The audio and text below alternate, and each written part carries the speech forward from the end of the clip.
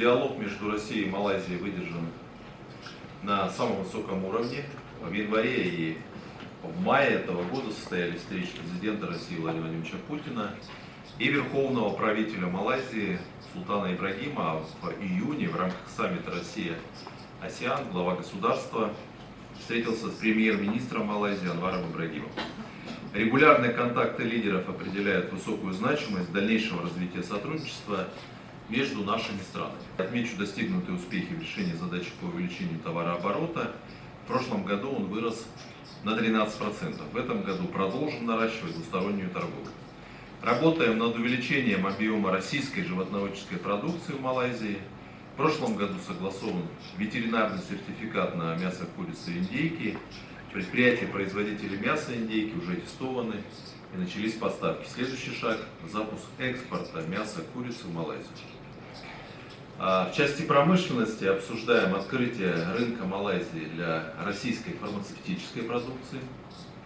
Медицинское оборудование уже успешно поставляем, в частности реабилитационное и реанимационное оборудование. Продвигаем инициативу по сотрудничеству в сфере энергетики, обсудили расширение инвестиционного сотрудничества, совершенствуем логистическую связанность.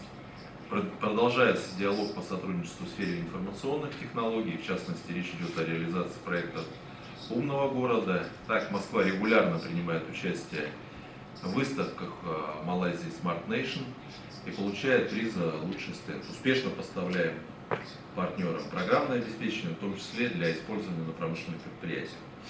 Договорились расширять гуманитарные связи, в первую очередь в сфере культуры, спорта, средств массовой информации и инноваций. Есть перспективы для партнерства России и Малайзии в сфере космоса.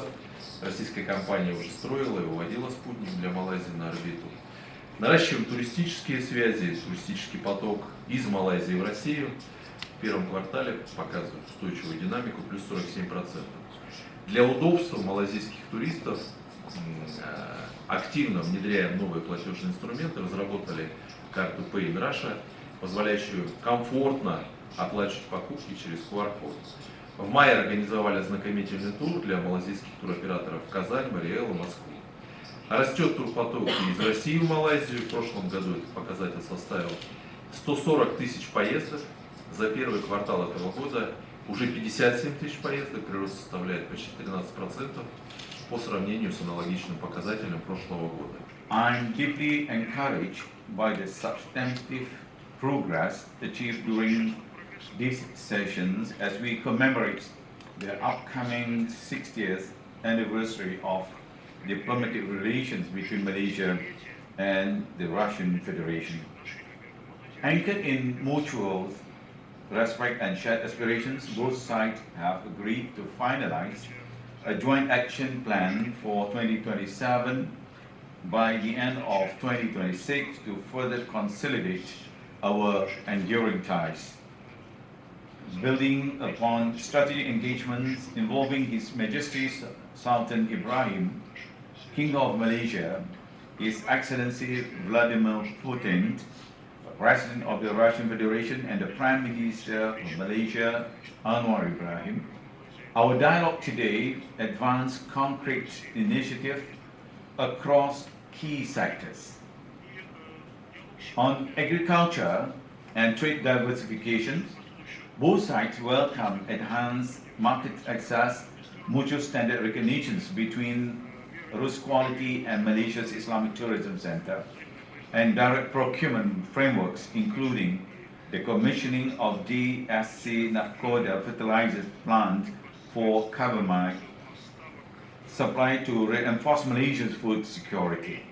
The Russian Exports Center Group also reaffirmed its readiness to support trade contracts and pursue cooperation with Madrid. On special economic zones and regional development, both sides agreed to foster cooperations between special economic zones, including invitations to the 4th International Forum of Special Economic Zones in Moscow and joint participations in international territories of advanced development in the Russia Far East.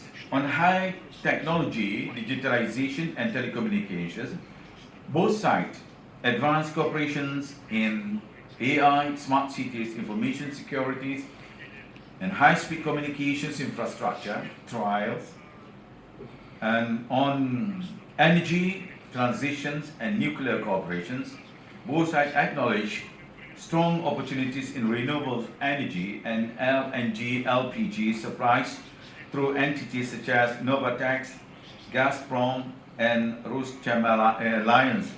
We reaffirm our shared intent to finalize a memorandum of understanding on the peaceful use of nuclear energy for electricity generations and safety regulations with Malaysia.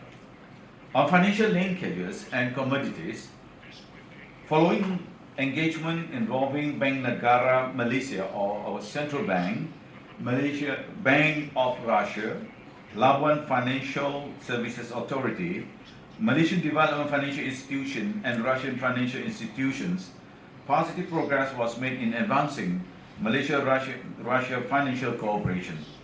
Discussions focused on strengthening financial linkages, exploring Labuan's role as an international financial center and gateway to ASEAN, enhancing collaboration in Islamic finance, and identifying digital assets as a potential future area for engagement. Both sides agreed to maintain momentum through continued engagement.